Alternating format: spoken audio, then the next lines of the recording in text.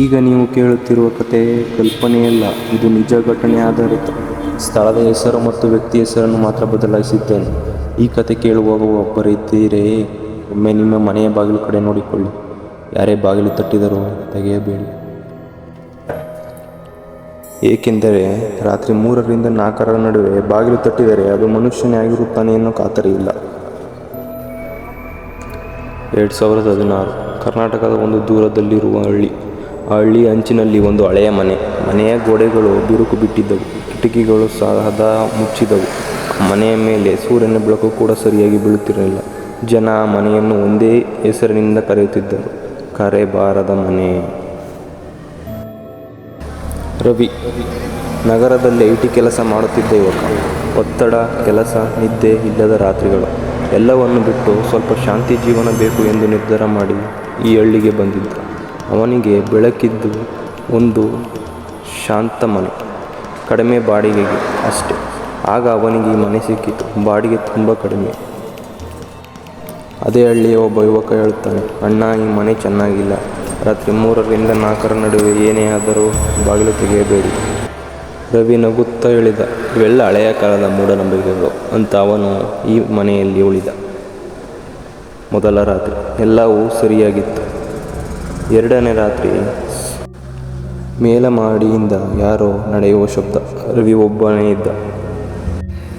ಮೇಲಮಾಡಿಗೆ ಹೋದ. ಯಾರೂ ಕಾಣಲಿಲ್ಲ. ಗಾಳಿ ಇರಬೇಕು ಎಂದು ತಿಳಿದುಕೊಂಡು ಮತ್ತೆ ಮಲಗಿದ. ರಾತ್ರಿ 12:58, 12:59 ಮತ್ತು 1 ಗಂಟೆ ಆಗಿತ್ತು.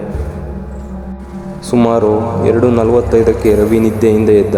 ಯಾಕೆ ಎದ್ದ ಎನ್ನುವುದು ಗೊತ್ತಿರಲಿಲ್ಲ. ಹೃದಯ ವೇಗವಾಗಿ ಬಡಿದುಕೊಳ್ಳುತ್ತಿತ್ತು. ಮನೆಯ ಹೊರಗಡೆಯಿಂದ ಹೆಲೋ ಎಂದು ಯಾರೋ ಬಾಗಿಲು ಕೊಟ್ಟಿದ್ದರು. ಆದರೆ ರವಿ ಬಾಗಿಲು ತೆಗೆಯಲಿಲ್ಲ. 2ನೇ ಬಾರಿ ಹೆಣ್ಣಿನ ಧ್ವನಿಯಾಗಿತ್ತು. ದಯವಿಟ್ಟು ಬಾಗಿಲು ತೆಗೆಯಿರಿ, ನನಗೆ ತುಂಬ ಚಳಿಯಾಗುತ್ತಿದೆ ಎಂದು ಕೂಗಿಕೊಂಡಳು. ರವಿ ಬಾಗಿಲ ಹತ್ತಿರ ಹೋದ. ಅವನ ಕೈ ನಡುಗುತ್ತಿದ್ದವು. ಹಳ್ಳಿಯ ಜನ ಹೇಳಿದ ಮಾತು ನೆನಪಾಯಿತು. 3 ರಿಂದ 4 ನಡುವೆ ಬಾಗಿಲು ತೆಗೆಯಬೇಡ ಎಂದ ನೆನಪು. ರವಿ ಕೇಳಿದ, ನೀವು ಯಾರು? ನಾನು ಈ ಮನೆಯವಳೆ. ರವಿ ಹಿಂದಕ್ಕೆ ಸರಿದ. ಅವನ ಮೊಬೈಲ್ ತಕ್ಷಣ ರಿಂಗ್ ಆಗಿತ್ತು. ಅವನು ಕರೆ ಎತ್ತಿದ. ಅವಳು ಹೇಳಿದಳು, ಬಾಗಿಲು ತೆಗೆಯಬೇಡ ಅಂತ ಅವರು ನಿನಗೆ ಹೇಳಿದ್ರ? ರವಿ ಫೋನ್ ನೋಡಿದ. Location inside house. ಮೇಲಮಾಡಿಯಲ್ಲಿ ಜೋರಾಗಿ ಏನೋ ಉರುಳಿದ ಶಬ್ದ. ರವಿ ಮೆಟ್ಟಲೇರಿದ. ಗೋಡೆಯ ಮೇಲೆ ರಕ್ತದ ಕಾಣುವ ಬರಹ. ಅಲ್ಲಿ 3, 31, 32, 33 ಎಂದು ಬರೆದಿತ್ತು.